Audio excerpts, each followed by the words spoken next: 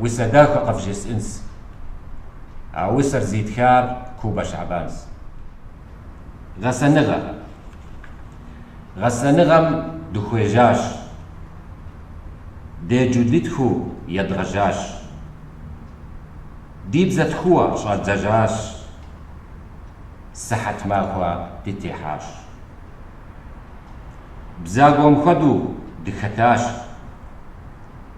نفن خدو دشاش آوا نوبة دقوشجاش ديني داخو قد خجاش ديب زنوبة قخوغاجش يب سرماش وقخي حجاش ديم غوغمد أشطنش زرانش بي قد ششنش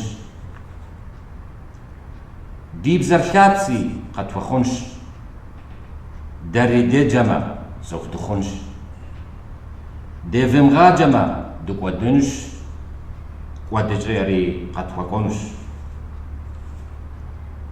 نخم داخو دخي حاش غنى غتلاغو ديتي حاش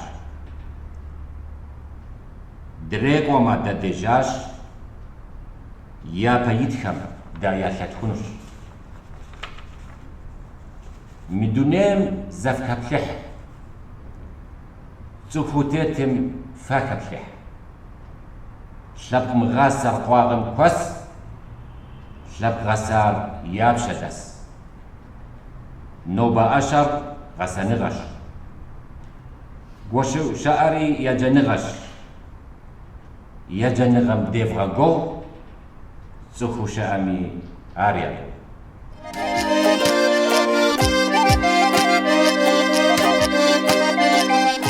متابعي قناة أدية تي في، أسعد الله أوقاتكم أينما كنتم.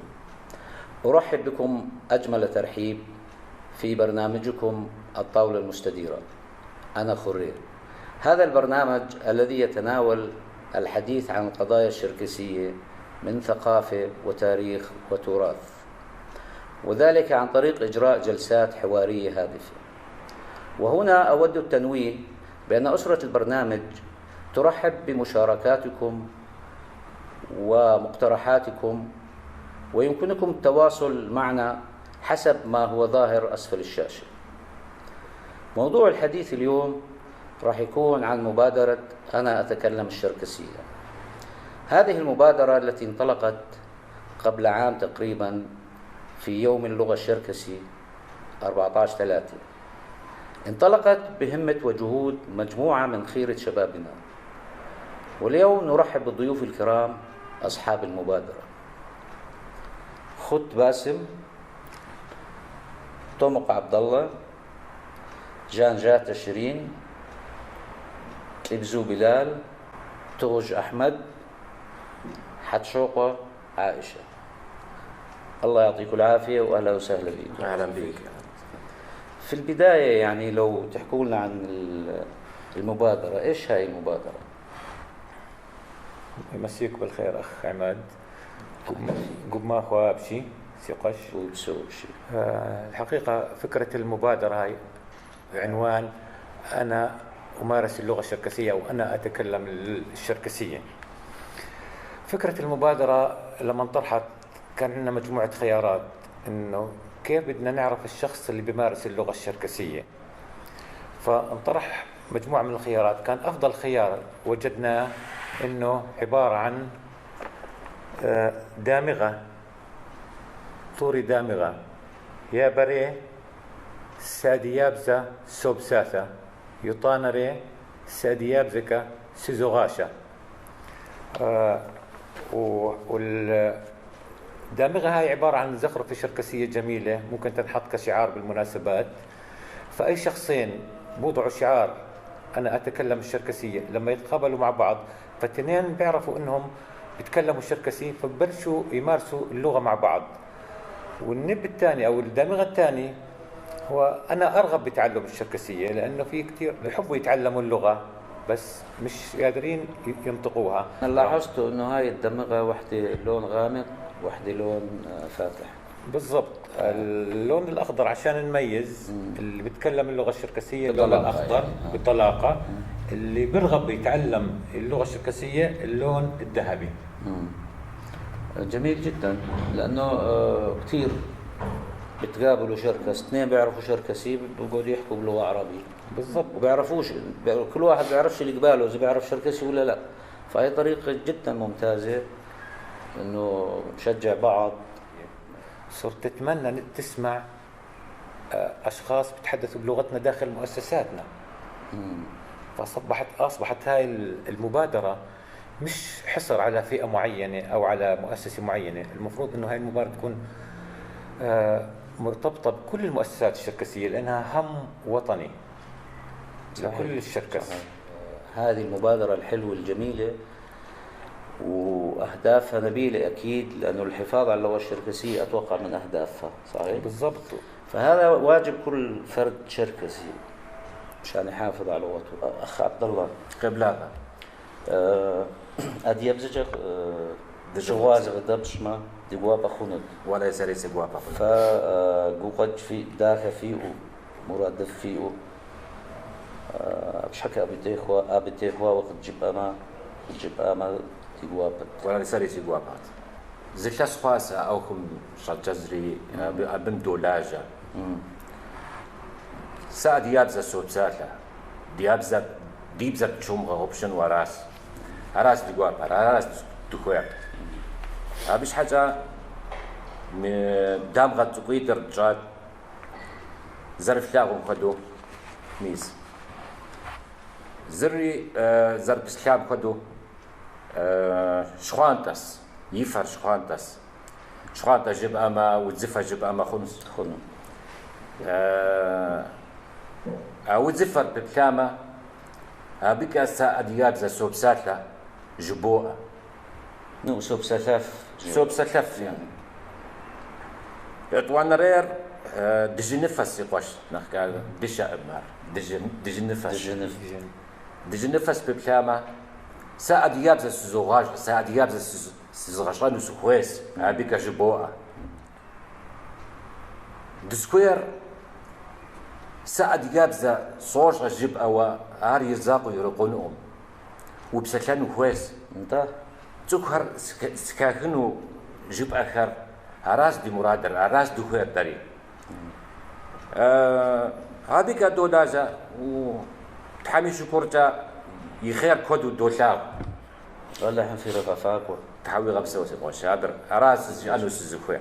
بالنسبة للمبادرة إذا بتحكوا لنا شيرين جنجات شيرين، إذا بتحكي لنا الفكرة تبعت المبادرة وأهدافها مثلا.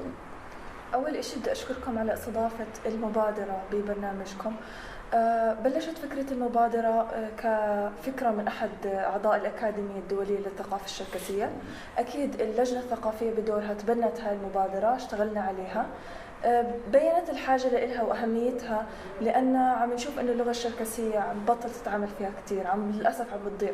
يعني إحنا عم نعتبر حالنا أهالينا كانوا بفترة عم بيمارسوا اللغة الشركسية، عم بيتعودوا يسمعوها من الأكبر منهم. إحنا حتى بدورنا بنعتبر حالنا محظوظين إنه لسه عم نسمعها من أهالينا، لكن بنخاف على الجيل الجديد اللي حيكون حتى محروم من إنه يسمع هاي اللغة. بالتالي حتى المفردات الصغيرة اللي إحنا عم نتعامل فيها حاليا ممكن تكون مهددة بالاندثار وما حدا يحكيها، سواء نحن عم نحكي عن بلدان المهجر أو للأسف حتى بالوطن الأم عم تضغي شوي اللغة الروسية على اللغة الشركسية. من هيك إجت أهمية المبادرة أنا أتكلم الشركسية. حبينا نزيد الوعي على تعلم اللغة الشركسية وأهميتها، وإنه ما في إشي اسمه راحت علينا ما ضل في وقت خلص اللي تعلمها والباقيين ما بيقدروا يتعلموها. لا، دائما نقدر نبلش نتعلمها. مشان هيك اجت الفكرة بهدول الدبوسين، عشان اي حدا حاطط الدبوس الاخضر بيلتقي باي حدا ثاني حاطه بيعرف انه هو بيحكي باللغة الشركسية، سواء بالشغل، بمناسباتنا، بالاعياد، حتى بالجامع ممكن انهم يحكوا باللغة الشركسية. اما بالنسبة للي حاطين الدبوس الثاني اللي هو ارغب بتعلم اللغة الشركسية او اتعلم اللغة الشركسية، لو اثنين التقوا حاطين هذا الدبوس بيقدروا يتعاملوا بالمفردات البسيطة باللغة الشركسية. دائما إن ندخل اللغة الشركسية ولو بمفردات بسيطة أفضل من إن ما نحكي باللغة الشركسية بالمرة. وبالنهاية لو التقوا كمان بأشخاص قادرين على التكلم باللغة الشركسية بطلاقة ببلشوا يحكوا معهم بأسلوب مبسط شوي اللي يمارسوا، لأنه إحنا الفكرة كانت من المبادرة هي مش بس إنشاء معاهد لتدريس اللغة الشركسية أو صفوف تدريس اللغة الشركسية. إحنا التركيز الأساسي للمبادرة هو كسر حاجز الخوف من التكلم باللغة الشركسية. فبدنا إياهم يلتقوا مع بعض، يعرفوا إنهم بيتعلموا شركسي أو بيحكوا شركسي، ويبادروا بي ولو كلمات بسيطة إنهم يحكوا اللغة الشركسية عشان تضلها موجودة بيناتنا ونقدر نوصلها للأجيال الجاية. طريقة حلوة وفعالة ولازم الكل يلتزم فيها. الأهداف أهداف لهي المبادرة. تمام. أنا هسه الفكرة بالنهاية الهدف واضح، اللي هو إنه يصفي اللغة الشركسية مسموعة أكثر بالمجتمع الشركسي بشكل عام. الفكرة من نفس البنات هم أصلا أو الشعارات هذول، بإنه هسه أنا ممكن أروح على مناسبة، على عرس، على عزاء، على أي فانتازية، أي شيء، أي مناسبة، إذا إني شفت واحد لابس بن، مثلا انا لابس بن اللي بتكلم او اللي بتعلم، واحد غيري لابس بن اللي بتكلم، انه يصير في زي ما تحكي قد ما نقدر يكون في نقاش باللغه الشركسيه، على اساس انه يصفي مسموع اكثر، يصفي متداول اكثر، ويطلع من مرحله اللي انه هو شيء مو طبيعي، ويرجع انه احنا لما نسمع اللغه هاي هو هذا الشيء الطبيعي بيناتنا. فمنه اللي بيعرف يحكي بيمارسها، اللي بيتعلم بيسمعها اكثر وبصير يمارسها اكثر، واللي ما بيعرف راح يصير بده يتعلم، لانه خلص يعني هاي لغته اول عن اخر. بززيم ام كبقي اب، بززيم ام سبقي اقم. فاحنا كمبادره قررنا نشتغل على اسس معينه.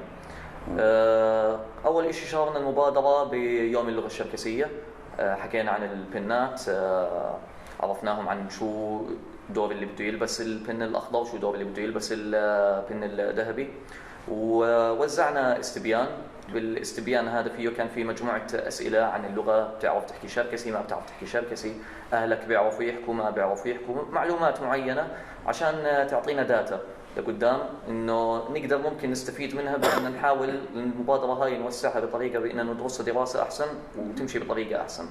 عشان المبادره هاي تزبط المفروض يكون في مؤازرة بين كل الأفراد وكل المؤسسات. فبالمدة هاي احنا ركزنا أكثر شيء على أن نزور المؤسسات الشركسية اللي موجودة في الأردن، بأن نعرفهم على المبادرة وعلى أهداف المبادرة هاي. زرنا المجلس العشائري الشركسي، زرنا الجمعية الخيرية الشركسية المركز، الجمعية الخيرية الشركسية وادي السير، الجمعية الخيرية الشركسية ناعور، نادي خريجي جامعات ومعاهد نالجك، جمعية أصدقاء القفقاس، مدارس الأمير حمزة بن الحسين، وكلهم الحمد لله المبادرة شافوها بأنها شيء مهم ومآزريننا، وإن شاء الله لقدام تصفي هاي هم يحمل المجتمع كله وليس مجموعة واحدة فقط.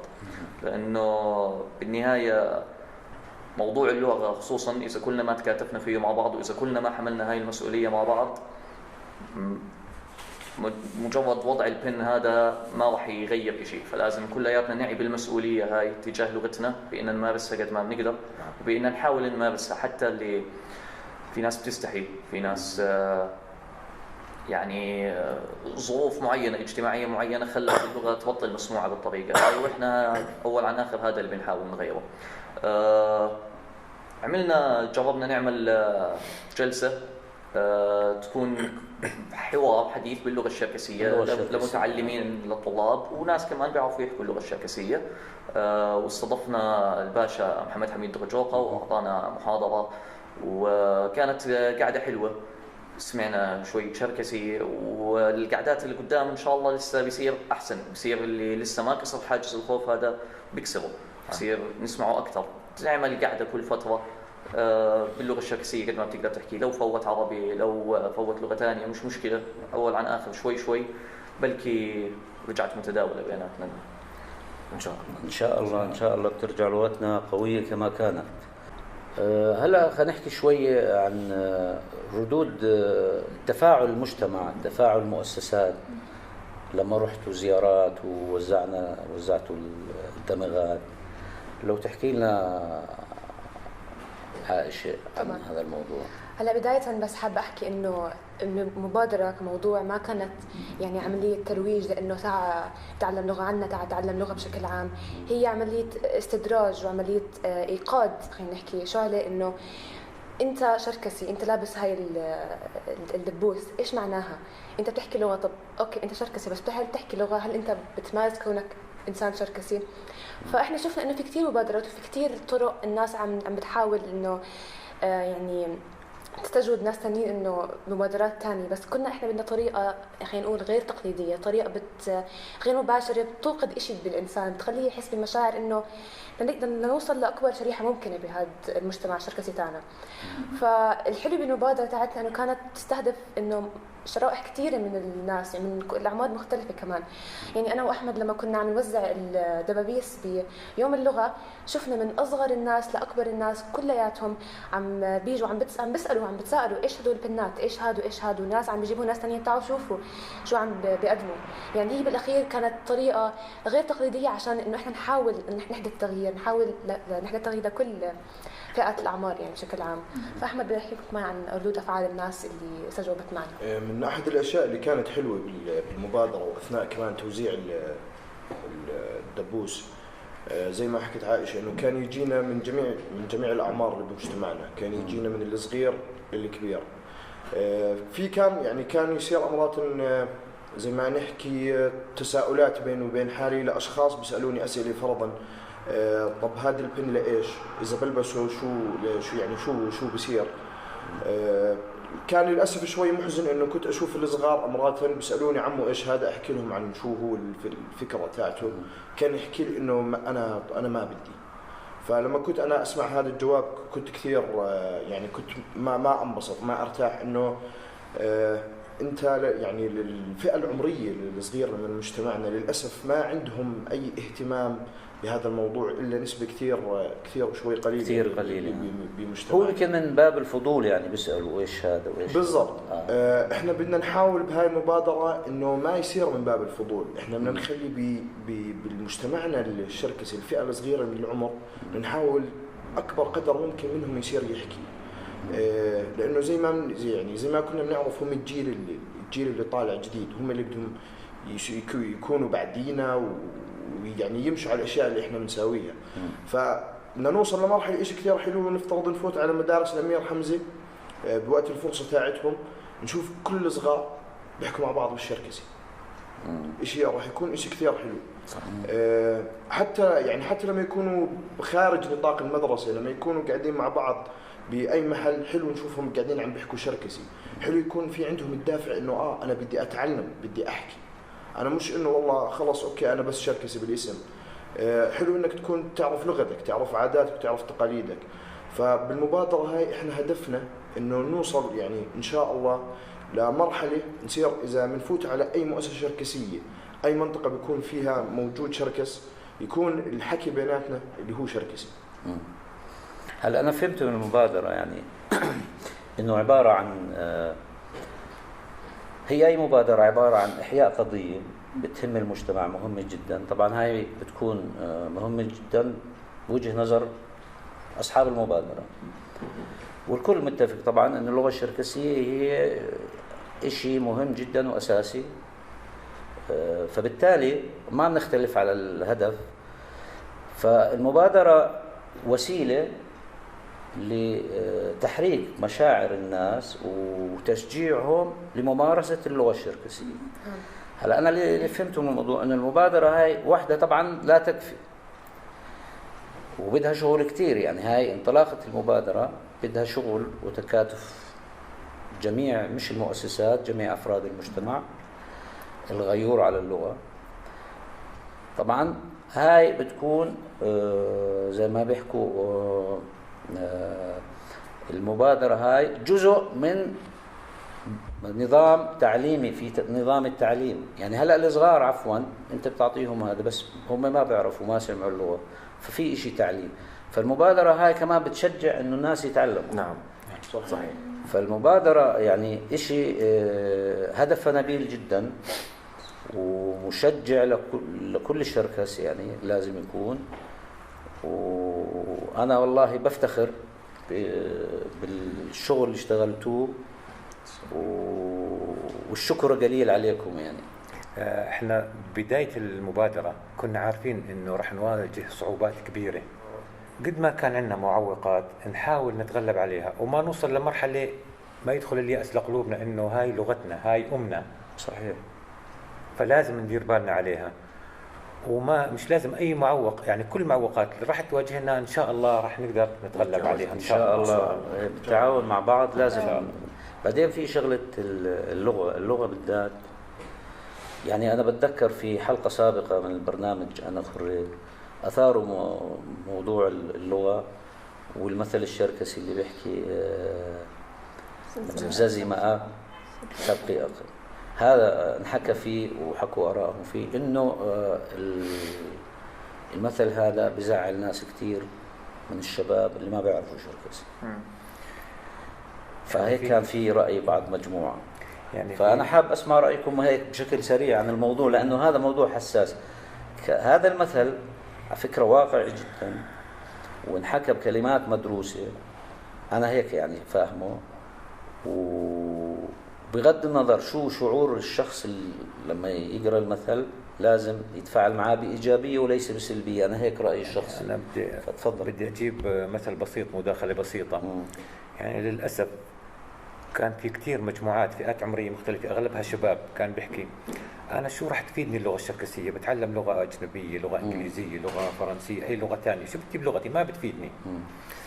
بحب أوجه لهم مسج بسيطة. باليابان ما ناس بتكلم اللغة اليابانية غير اليابان، مش متداولة دوليا، ومع ذلك اللغة عندهم شيء مقدس. لأن اللغة عندهم شيء مقدس، آمنوا بعاداتهم وبتقاليدهم، صاروا من أكبر الدول الصناعية في العالم، لأنهم حافظوا على لغتهم، حافظوا على ثقافتهم، حافظوا على عاداتهم، على تقاليدهم. أنا لما تضيع لغتي وتضيع عاداتي وتضيع تقاليدي شو ضل من هويتي؟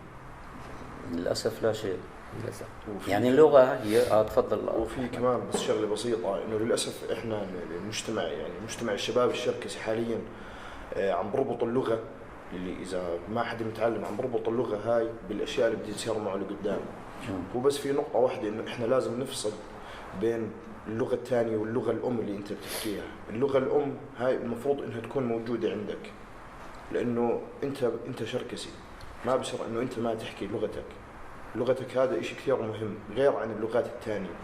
تعلم اللغة الأم تاعتك وتعلم اللغة الثانية، هي الأساس لازم تكون عند كل شخص. هي الأساس، هاي المفروض لازم تكون عند كل شخص.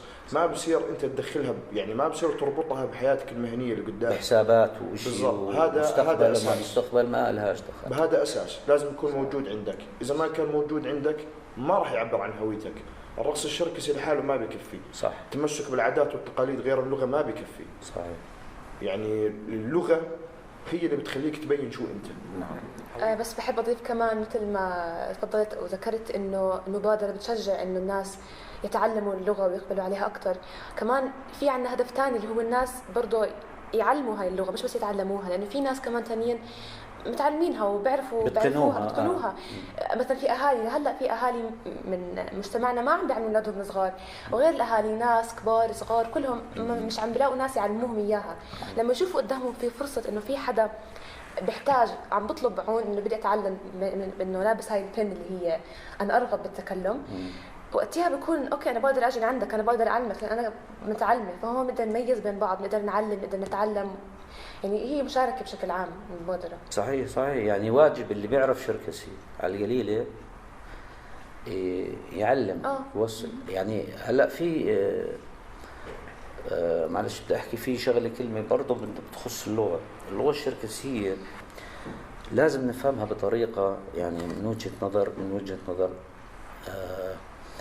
مش انه مجرد لغه شركسيه ما بتنفع، ما بتطعم الخبز، ما بتشغل، ما لها مستقبل. ليش ما نطلع عليها بموضوع انه هاي امانه ورثوا لنا اياها اجدادنا وابائنا، وهي اللغه الشركسيه حافظوا عليها 10,000 سنة إذا مش أكثر. صحيح. وإحنا هلأ ورثونا إياها آبائنا، لازم نورثها لأبنائنا والأجيال الثانية. إذا بنقطعهم إحنا ما وصلنا الأمانة. فمن هالمنطلق هذا إذا بنفكر فيه، أو كل شخص كل عائلة بتفكر بهالمنطلق هذا، بتصور بجوز يصير في تغيير شوي، تحسن. طبعا اكيد. لأن اللغة هي بالفعل أمانة الشعب، لازم يتوارثوها من جيل إلى آخر. الناس اللي عم يطلعوا على مستقبلهم، مستقبل ايش بيستخدم هاي اللغة لشو. طب ليه ما تطلع على ماضيك مثلا؟ انت مين؟ يعني انت بدك تمشي لمستقبلك وانت مش عارف مين انت، وانت مش مكون نفسك كإنسان يعني انطلقت منه. فتطلع بالاول على ماضيك، على حاضر انت شو انت قبل ما تطلع على المستقبل كمان يعني. صحيح صح. Adia TV se sogaza se psathar zart lako di adiab za jad zivra psathar zart lako sa khawqun shoshina jumaa وجتن زيك الأمابم خم راز دغجنس نوبة زبسات لزاقوا بشما أبسات لزاقوا قد جاء بشديد بسثليث زبغجنس بشديد مش بسثليش تنجياما وجتن زيك الأماب بدو سنوثا سيناقور يلاغور سيماق الزخيخر بدو سنوثا دي أدياب زرت شغب شنو خويم أبم نسنو دخويم أبيش حتى عراسيكم دخر عراسي أنو سزخويم وبسوا عشرات حماد تحمل غبسور وبسوا الخطوات اللي مشيتوا فيها هلا، هل هي مثلا لو تحكوا لنا عنها، هي شو هي الخطوات اللي عملتوا فيها لحتى وصلت لليوم للمرحلة اليوم؟ نحن قبل ما نطلق فكرة المبادرة فكرنا كيف بدنا تكون هاي المبادرة مش مجرد مبادرة عابرة تبلش نعلن عنها وتنتهي وما حدا يكون ما حدا يكون متفاعل معاها، ما يكون في لها ديمومة واستمرار وما تكون مؤثرة بالمجتمع اللي احنا فيه. ففكرنا أول إشي بوضع خطوات لهاي المبادرة كيف نضمن استمرارها. أول إشي كان بإنه الفكرة تبعتنا كيف بدنا نوصلها، وإجت عن طريق دبابيس المبادرة كتحفيز وكتعريف زي ما حكوا قبل. بعد هيك قررنا نعلن عنها بيوم اللغة الشركسية، أولا لأهمية هذا اليوم عند كل الشركس، للدلالة اللي بيقدمها ولأهمية اللغة. وأكيد كل حدا حب إنه يحضر ويحيي يوم اللغة الشركسية هو شخص مهتم باللغة الشركسية، فهاي الرسالة رح توصل له كبداية ولا كأهميتها. بعد هيك زرنا المؤسسات الشركسية زي ما حكى بلال قبل شوي، شرحنا لهم عن المبادرة، لقينا استجابة رائعة منهم.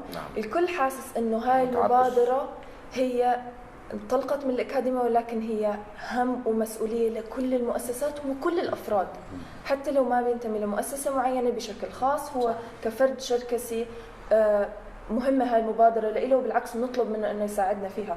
فهي بلشت من الأكاديمية ولكن هي هم بيحملوا كل بني آدم شركسي موجود، الكل كل حدا عم يحكي له عنها حاببها، حابب يدعمها، عم ببلشوا الناس نشوفهم عم بيلبسوها بأعراس بمناسبات بجاهها عم بتكون موجودة. في أشخاص بيلتقوا ببعض كل يوم بس للأسف ما كان بيعرف إن الشخص اللي قباله بيحكي شركسي. صحيح. مجرد ما إنه لبسوا قعدوا بالساعات عم بيحكوا مع بعض شركسي، وقد ايه متعطشين الشركس انهم يحكوا شركسي. نعم. هذا الاشي اكتشفناه وكثير لقينا انه المبادرة كان لها دور باحيائه. بعد ما زرنا المؤسسات واحنا لسه بصدد ان نكمل زيارتنا للمؤسسات كاملة، فكرنا بانه بدنا نخليه المجتمع يخرج من الخوف بانه اذا حكيت يمكن عم بحكي غلط، إذا حكيت يمكن هاي مو اللهجة اللي لازم أحكي فيها، أو مش هيك بتنحكى بالأردن، أو مش هيك بتنحكى بالوطن الأم، أو فلا بلشنا نعمل جلسات حوارية نجمع أي حدا بيرغب بالتكلم باللغة الشركسية أو تعلمها بأكثر من مؤسسة. نحن بلشنا من عندنا وموعودين بمؤسسة ثانية تكون الجلسة الجاي عندهم. عم بيلتقوا الناس اللي عم بيتعلموا اللغة الشركسية من أكثر من محل. نعم. ناس بالمدرسة، ناس بتعلموها بالبيت، ناس عم بتعلموها بالأكاديمية بمعاهد ثانية. ناس تعلموها اونلاين وعلى الانترنت، وهذا الشيء عرفناه من الاستبيان اللي عملناه. في كثير ناس عم بتعلموها كمان من الانترنت. كلهم عم بيجتمعوا بيوم عم بيحكوا بمواضيع عامه، عم بيستخدموا مفردات بيعرفوها. شوي شوي عم نختار لهم مواضيع يحكوا فيها، عم ببلش الموضوع شوي انه لا بدنا ندخل بمواضيع اكثر، نتعلم مفردات اكثر حتى نثري هاي اللغه. في عنا خطه لقدام عم نشتغل عليها، اللي هي بدناش المبادره تضلها محصوره بالأردن، نحن بدنا اياها حتى تطلع لدول المهجر والوطن الام. حتى لو انا كشركسيه التقيت باي شخص شركسي بتركيا بمطار باي محل ثاني، اذا هو بيقدر يحكي شركسي، قد ايه حلو ان نحكي باللغه الشركسيه، نتعرف على بعض، نساعد بعض. وهذا الشيء حلو فينا، لانه احنا هاي المبادرة بس عم تبرزه، هو أصلاً موجود. إحنا بطبعنا إذا بنلاقي حدا شركسي بنحب نساعده وبنحب ندير بالنا عليه ونشعر بانتمائنا لبعض. فهاي المبادرة عم بتخلي هذا الحاجز ينكسر وهاي الأمور تصير أسهل. فعن طريق اللقاءات والبرامج اللي عم نحاول نطلع فيها نركز على أهمية المبادرة، عم نحاول نوصلها سواء للأردن أو للبلدان الثانية اللي تصير واصلة لعندهم، يصير أي حدا يقدر يحط هذا الدبوس ويعرف عن حاله إنه هو شركسي بالمقام الأول، وإذا إنه هو بيحكي شركسي أو بتعلم اللغة الشركسية. أهم شيء بنحب نأكد عليه اللي هي إنه هاي المبادرة هي هم لكل فرد شركسي، ونطلب من الكل إنهم يشتغلوا عليها. إحنا بنرحب بأي حدا بده ياخذ هاي المبادرة ويمشي فيها لقدام، بالعكس إحنا بدنا نساعده وهو بده يساعدنا فيها، لأنه بالنهاية ما في اثنين بيختلفوا على أهمية اللغة لأي شعب. يعني زي ما تفضلتي، يعني كل واحد بيقابله هاي الشغلة أبواجه. تكون مطار مثل اسطنبول، إذا واحد حاط الدمغة هاي وأنت حاطها على القليلة تحكوا مع بعض، بتعرفوش ولا شيء، حاط هاي بصير يعني بصير شيء لطيف جدا فعلا رائع. فعلا. يعني أنا علي رسالة للحامل الدامغة الخضراء اللي هو بيتكلم إنه ساعد بقدر المستطاع، ساعد لحامل الدامغة الفضية. وحامل الدامغة الفضية إلي رسالة له إنه بدناش دائما تضل الدامغة فضية، بدنا اياها تتطور لتصير خضراء. ما حدا بيقدر ينكر صحوة اللغة اللي قائمة عنا بالبلد بفضل الله. يعني شباب واعي مثقف، القاسي والداني شاعر بصحوة لغوية، إنه هاي لغتنا لازم نحافظ عليها. حامل الدامغة الفضية بدك تطور مؤسساتنا. يعني ما بقدر أعدل لك قد ما هم ما شاء الله، يعني أو بقدر أعدل لك إنه مثلا الأكاديمية الدولية، نادي الجيل، نادي الخريجين، كلها بتدرس أديب يابزة وبتدرس باللهجاتنا، إن كانت بالقبردي وإن كانت بالبجدو. لازم تطور حالك يا حامل الدامغة الفضية لتصير خضراء. زي ما قال أخوي باسم، الجلسة هاي إن شاء الله المرة المقبلة راح تكون بالأديب يابزة، وكلنا بدنا نشتغل على هذا الشيء. هذا اللي كنت حابب أحكيه. شكرا لك. يعني قبل التعليق هاي الجلسة الجاي بالأديابزة، احنا هاي بنحكيها كمان مشان اللي ما بيعرف اللغة الشركسية يفهم شو هي المبادرة ويمشي فيها، أو ضعيف اللغة الشركسية. مشان هيك عم نحكيها بالعربي. صحيح. ويا ريت نوصل لمرحلة إنه ما نحتاج غير يعني نعم نعالج قضايانا إحنا بلغتنا، وهذا أهم شيء. بحب أشير لنقطة لأخونا وصديقنا وحبيبنا الدكتور إبراهيم باروقة.